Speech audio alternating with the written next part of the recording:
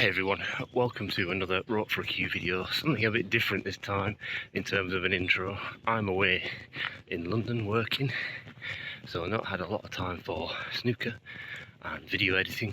I'm here at High Elms Park near Orpington, and I'm going to go for a run, but I just wanted to jump on and record the intro to this new practice routine which I filmed a couple of weeks ago now, while I was down visiting my office down near Reading. And I'm a member of the Cuesports club in Reading to play some snooker while I'm away. It was my first time there, and I recorded a video there and I recorded a new routine. I haven't thought of a name for this routine yet. Hopefully by the time this video goes up I will have a name. I mean, feel free to suggest a better one in the comments if I have put a name on it. But anyway, the idea of this routine is to essentially play increasingly long reds and try and hold for the black, and you get a point for each red you pot, but only if you manage to pot the black off it. Stun shots of the order today set up like 9 reds. I think it's 9. I don't have the video in front of me, so I should remember how it was. I think it's 9 reds up the side of the table, equally spaced, black on its spot, and you put a red just past the black so it's straight on that red, and then you move the red, the initial red, and put the cue ball there. And what you do is you try and hold for the black and try and get the black in, and then you keep moving outwards, upwards, downwards, whichever way the table is facing, towards the balk line, with increasingly longer pots to go at. Now I will say I wasn't playing particularly well at this club. I did try and film other videos, but they were all based on me doing well, you know, whether I would show them or not. So I wasn't playing particularly well, so I filmed this video because I knew it would at least be some content from the Crucible Club in Reading.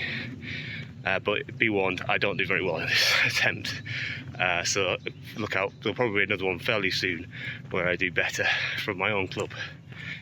Anyway, I'm going to sign off now and go for a run. I'm going to hand you over to my voiceover to take you through my attempt at this routine. Hope you enjoy it, and if you do, feel free to like the video and subscribe to the channel if you're new to Rope for a Cue.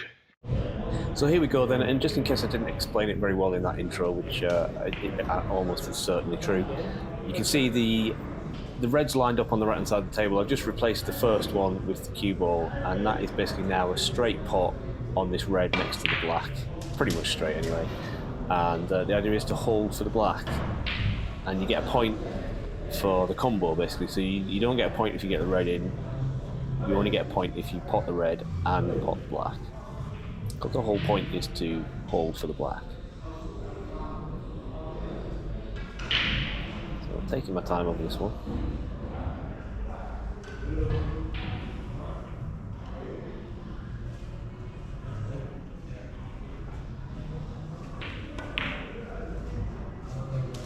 Yeah, nice seeing.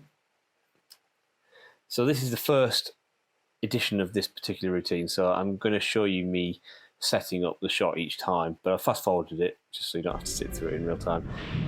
But in future editions I may just cut that bit out.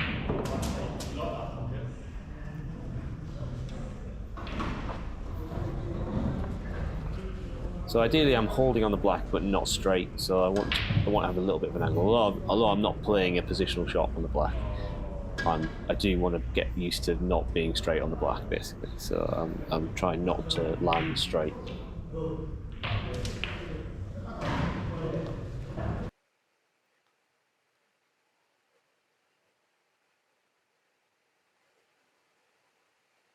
So you're basically setting up the red so it's in line with the pot and also in line as if it is the cue ball for the shot on the black. You see what I mean? Well, that was a bad miss.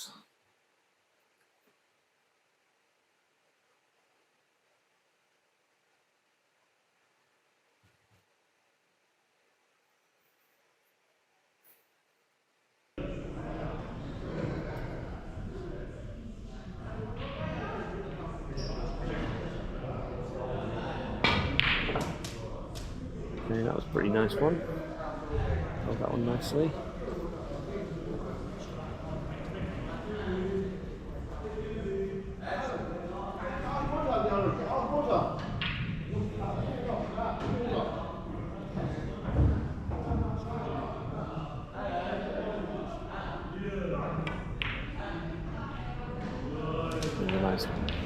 the black. Just made sure of it. Starting to get tricky now, so getting up towards mid to long pots.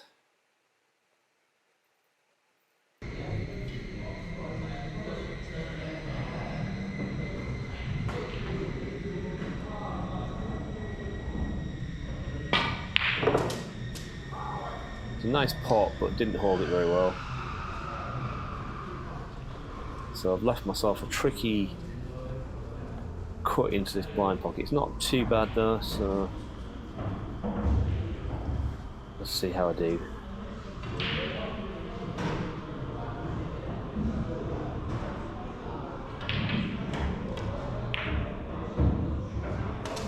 Yeah, happy with that.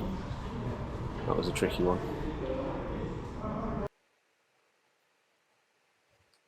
But now we get into the business end.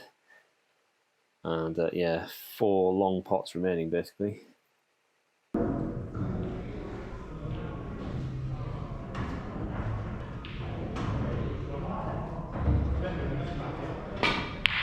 No, not quite on that one.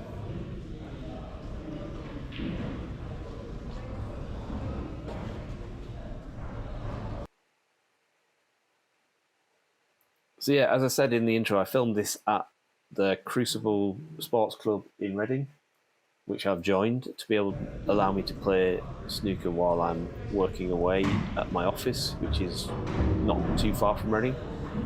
And yeah, so this club is really, really nice. It has a few grades of table. I'm using just one of the club grade tables at the moment, so this is the cheapest essentially to hire. It's a Riley table. It's a nice table. It's got a nice cloth on it, but it has got club pockets essentially. So it's one of the most generous ones. You can see behind me now on the right hand side of the screen there is a star table, steel block star table, which it's a bit more expensive to hire, but actually not that much more expensive to hire. So I may, for the sake of a video, might have a go up on that star table at some point. They also, I think, I'm not sure, but I think this is the club where Stephen Hendry films his Q-tip videos.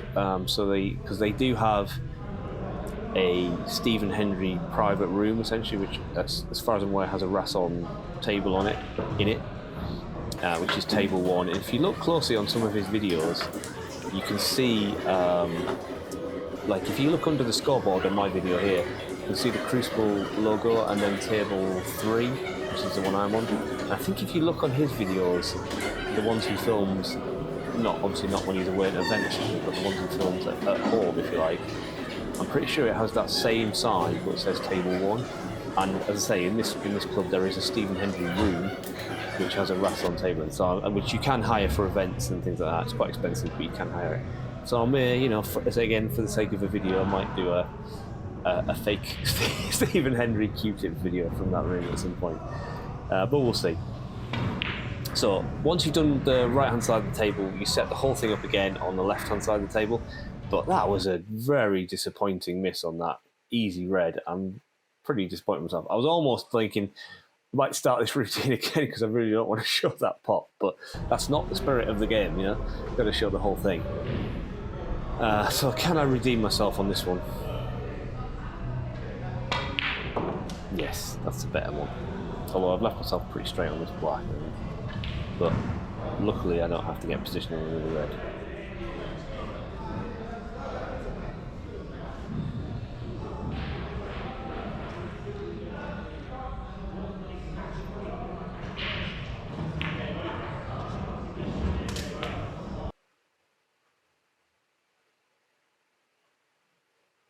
So on to the next one. Still relatively an easy one. But it's from my least favoured side of the table. Well, just because I'm a right-hander, it's just a bit awkward that side facing this way. But played it quite nicely. Just slightly high on the black, which is a good thing. I'm not saying that's a good bad thing, but so should be able to pop this.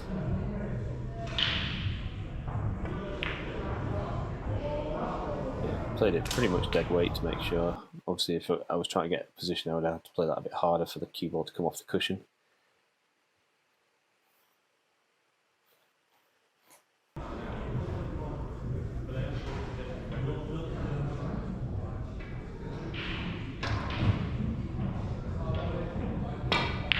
Yeah, disappointing. Nice position on the black, but I've got to get the red in.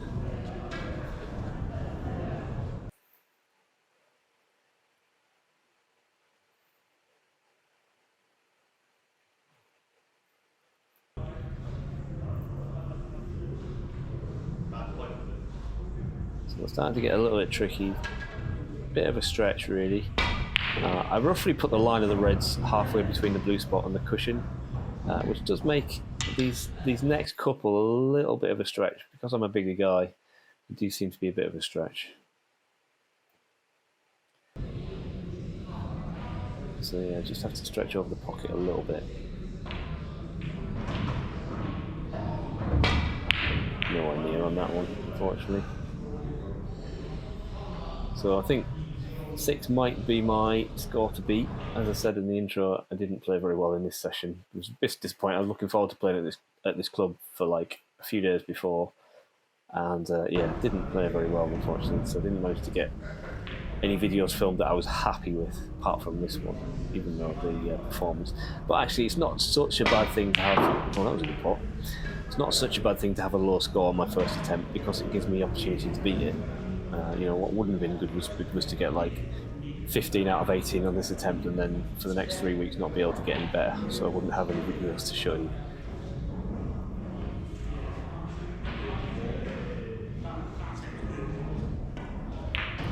But that was a very poor shot on that black, so it was a nice red but poor shot on the black, so no point scored. Very disappointing.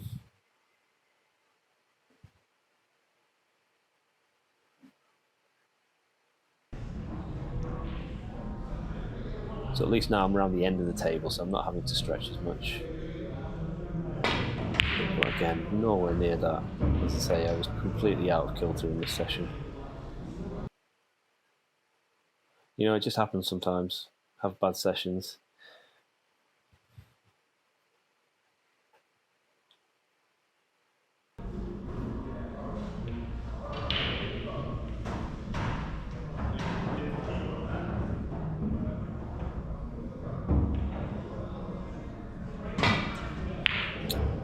Nope, not quite. Oh well. Gives me something to aim for next time. Well, I hope you enjoyed that more than I enjoyed that run. No, I'm only joking, it wasn't too bad. Pretty nice place this to come running.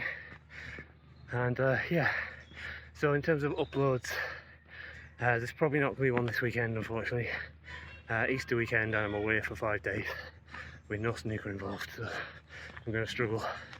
I literally get back home from this work, got like 6 hours at home and then I'm back out away again, so unlikely to get a video up. Anyway, that's all from me. I'll catch you in the next video.